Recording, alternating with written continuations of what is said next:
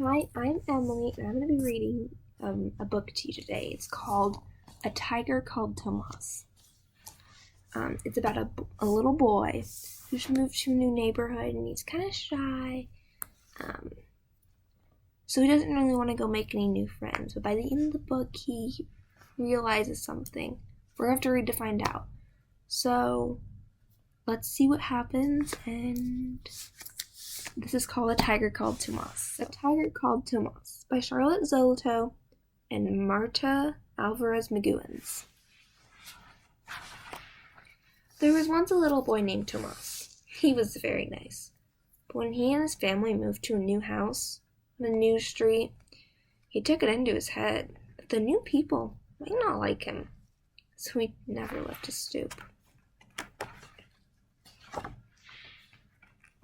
"Why don't you play with that little girl Marie?" his mama asked. "Maybe she wouldn't like me," Tomás said.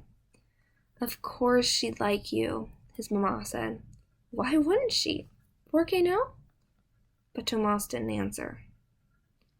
"Why don't you visit the lady with the black cat down the street?" his mama asked. "They might not like me," Tomás said. "Of course they'd like you. Why shouldn't they like you? ¿Por qué no?" said his mama. But Tomás didn't go.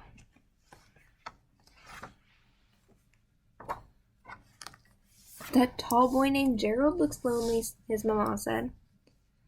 "I don't think he'd like me," said Tomás.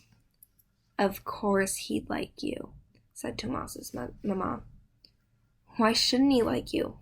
¿Por qué no?" "Everybody likes you." But Tomás wouldn't leave his stoop. He sat there and watched when Marie played hopscotch. He sat there and watched the old woman's cat as it prowled through the grass and shrubs.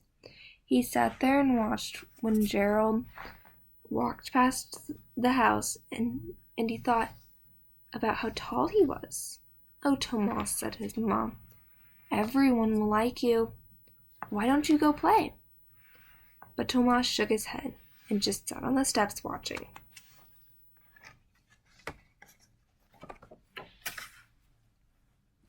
The lady in the house across the street was always out in her yard, watering the plants, raking the leaves, sweeping the walk, picking her flowers.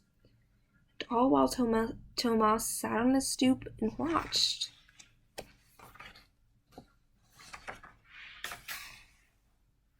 He watched the old man who came up the street with his big black poodle 3 times a day.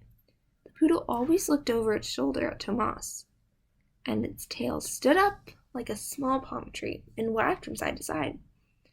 But Tomás just sat on the steps and watched them pass.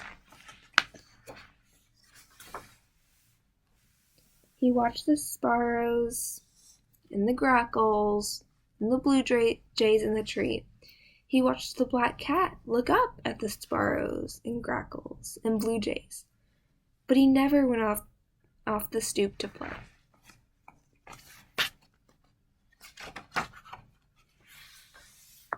On Halloween, his mama came home with a tiger costume for him. "Try this on," she said. Tomás put on the orange and black striped suit and its quilted tail, but he put on the mask with its long whiskers. "How do I look?" he asked his mama. "Exactly like a tigre," she said. Tomás looked in the mirror, and his mama was right. "No one will know who I am when I go trick-or-treating," he said. There was a large orange moon in the sky, and it was already getting dark when Tomás went out. The branches of the trees hardly showed, except where they laced across the moon. He crossed the street to the house of the lady who was always outside. The chrysanthemums were still blooming in front of her house. "Trick or treat," Tomás called when she came to the door. "Well, hello," the lady said. She dropped a package of orange candies into his bag. "Happy Halloween." "Thank you," said the tiger. "You're welcome, Tomás," the lady said, closing the door. Under his mask, Tomás flushed. "That's funny," he said to himself. She called the tiger Tomás.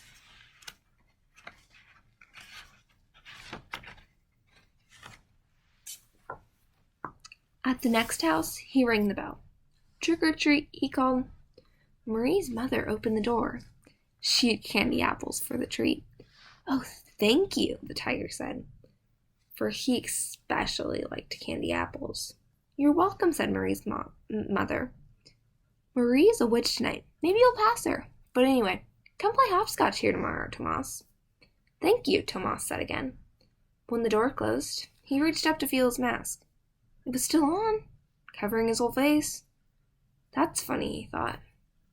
She knew who I was, too. He passed a tall ghost going up to the house as he left. He couldn't see the ghost's face, but there was something very familiar about this figure. Hi, Tomás, said the ghost. Want to play horseshoes tomorrow? I caught a new set. Sure, said Tomás. The ghost was Gerald. Tomás could tell by the height. He went up to the old man's house. The black poodle threw back his head and barked wildly when he saw the tiger at the door. But when he sniffed at the tiger's feet and sniffed the tiger's quilted tail, he suddenly put up his own palm tree tail and wagged it hard. Trick or treat, said the tiger said. The old man had made big pumpkin cookies. Fresh baked, Tomás, he said, winking as he dropped one in his bag. Best things for tigers, he added, and winked again as he watched the tiger go down the steps. He called the tiger Tomás too, thought Tomás. Now he rang the bell at the house of the old lady and the black cat. Trick or treat, he called.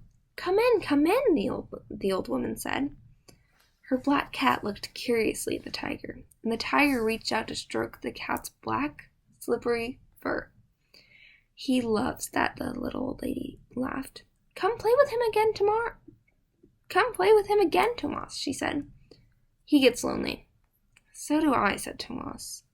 She knew too, he thought to himself as he turned toward home.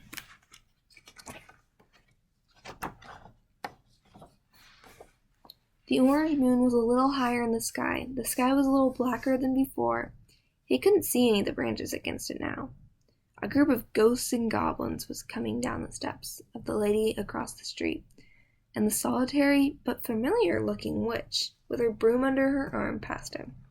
He looked at her curiously as he walked slowly toward the steps of his house. It was Marie. Hi, Tomás, called Marie.